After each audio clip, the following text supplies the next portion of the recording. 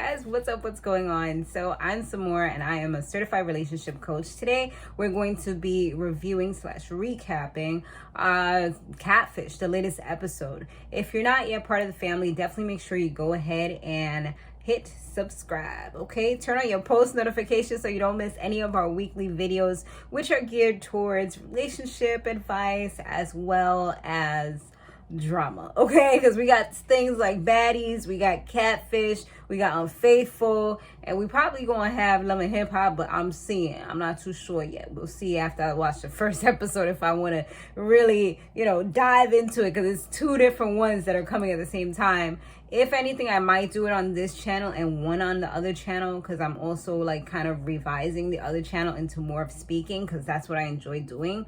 So we'll see how it goes. I'm still, turning and churning. But anyway, let's talk about the episode. So Rudy's 30 years old, and she is she tells us about this guy that she met when she was a teenager, and his name is Tyrell, and he's 32. So they're right around the same age group, which is great. And they have they've been talking for 17 years. Yeah, 17, a long time. Like, damn, you should be married by now. You know what I mean? Like, more than half of her life was spent talking to this guy. So it's like, dang. So anyway, they met. This was like back in 2004. It was one of them teen chat lines. I remember I was talking on one of them a little something, but it never got too serious. And then I used to I'm one of those people, I get bored with stuff sometimes. So I was just over it after like probably a month or so. But they were like what she would call landline lovers. She said they literally spoke every night while she was in high school. And they would have like a code word saying orange instead of saying I love you. Because their parents, back in the days, you never know who would pick up the other end of that landline, be listening in. I've definitely had those moments back in the days. Like, kids today, they don't know the struggles, you know what I'm saying? Like, they don't know the privacy struggles that we had growing up. It was real, okay? There was times where I had to be like, wait, don't talk, somebody's on the line. Because I could hear it when it clicked, like, hold on. I'm like... My grandma was dead on the line. Like, what are you doing? Anyway, so that was their way of, saying I love you, having a boyfriend without their parents kind of knowing what was going down. So she went to college in 2010 and it kind of fizzled out. She got like a real boyfriend or whatever. And he went to military in Japan. He did like a tour and all that stuff. So, eventually they did pick back up. Tongue twister. My mouth was like going faster than my brain can handle, or vice versa. But yeah, they did pick back up in 2016. And she said that he was cute based off the pictures that she saw. So she was definitely, interested in him or whatever. They talked on Messenger and Snapchat. And she told him that she would fly out to come and see him in South Carolina because that's where he was at.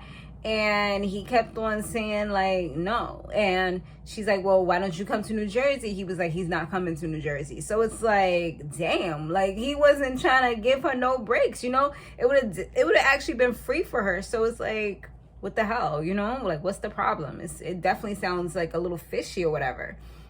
And so she said that she didn't really even show her own pictures until like 2011, I believe she said, because she used to use like random pictures from the internet back in the day, which a lot of people used to do. Well, I don't remember doing that, but like I guess a lot of people used to do back in the days, because they were like shy. The internet was kind of new, and all these social sites were kind of new as well. But I do remember a lot of people that I knew, with them stank poses, them duck faces, the sticking out the butts, the like this, I mean, some people still do them, but it just seemed so much cringier when it wasn't high def. You know what I mean? Like, I look back at some of like MySpace stuff and stuff like that. I'm like, ew, like, ugh. Cringe factor. But yeah, so she said that they did have like a video call, whatever, but the first time it was dark and the second time they was always showing private parts. So I'm like, so he could show his private parts but he can't show his face? Like, why is like down there okay, but it's like as long as you don't see the face, like what? I don't know, like the face, she thinks she's gonna like screenshot you and save it. I don't know, like it's weird. Like she could screenshot this and just know. And it's, I don't know.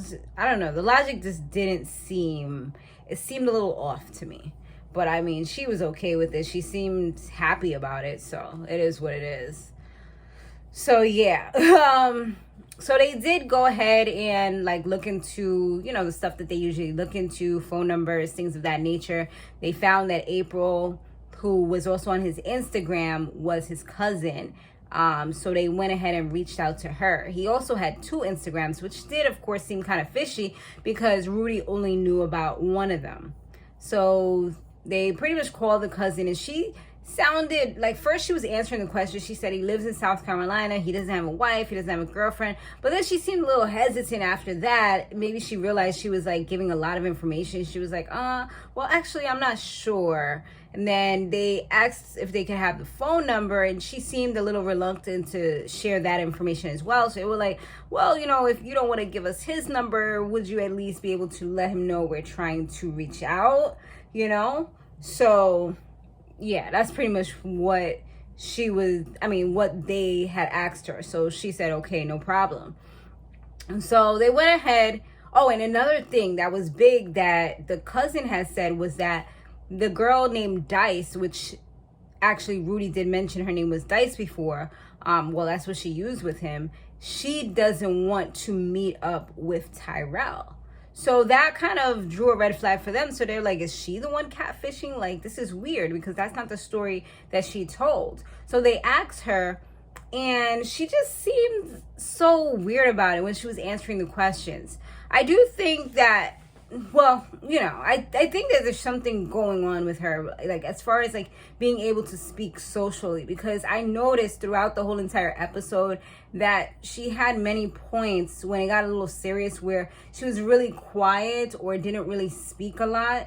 And I also noticed that when they was asking her if she was Dice, it's like she started giggling when they mentioned like, so what's up, Dice? Like she started giggling, and then they tell her everything that they learned, and they asked her if she was lying to them about being Dice. I mean, not about being Dice, about not actually wanting to see him, if it was actually her who's been the reason why they haven't seen each other. And she kind of was making it seem as though she was lying based off her, you know, her movements, her facial expressions, the way that she was answering the question. It just seemed like she was holding something back. So yeah, she definitely has to be careful with that. I mean, not careful. I mean, that's just the way she speaks in general.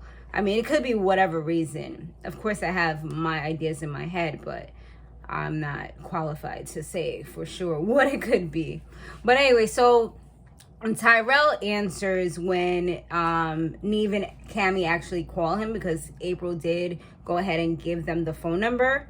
I guess, you know, she asked him and he said yes. So Rudy was acting like super nervous when he was on the phone. It seemed like she was ready to run away. Like, and mind you, this was just a phone call. And Neve kind of had to like hold her, like, you know, just to kind of like keep her from running out of her seat and I guess going and hiding in the bathroom or something.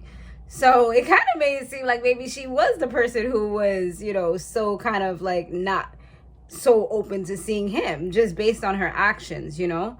She just seemed really like just like she wasn't, I don't know, like she just wasn't ready or whatever, or maybe she has anxiety or whatever. It kind of seemed like it.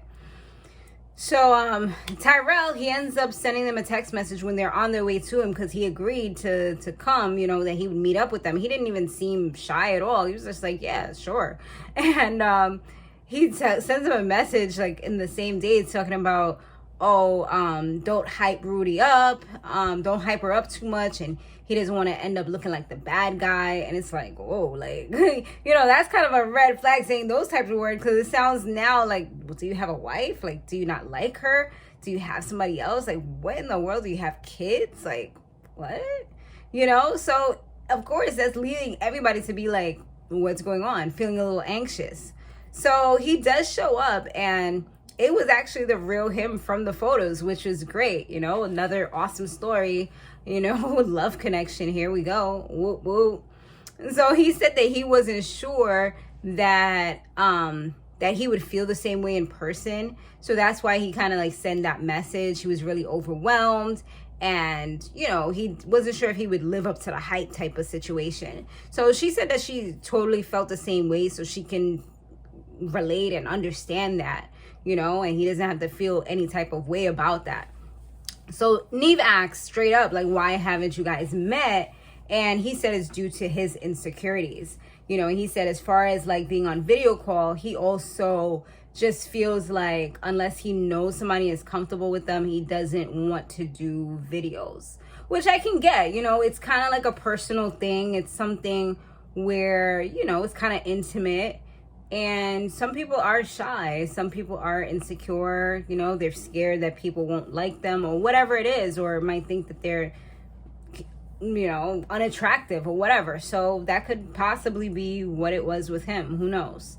But when they asked him, like, you know, why his cousin said what she said, and he said he doesn't really tell his family everything about his love life or about certain things. He's like, it's kind of like a secret toy that you don't want your family to know about. They're like, oh, like, brother, man, you say the wrong thing right now. Like, you talk about she's a secret toy. She doesn't want to be a secret toy. She wants to be your boo thing. She wants to be your girlfriend in a relationship with you, not no secret toy. Like, you doing wrong. You're doing bad right now.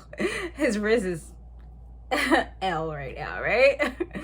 So they asked him if he's been to like New York recently or in the last 5 years or Atlantic City. He's like, I plead the fifth. Like, he didn't want to say it, which from that conclusion, you pretty much have, because if you haven't, you would have said no. You know, there would be no reason to put any suspicion, any doubt. You would just plain flat out say no, you know? So yeah, he pretty much, without saying it, he said everything that needs to be known. But it's like he wasn't trying to actually, you know, meet up with her, it seems like, ever. He just kind of wanted to keep it like the way that it was.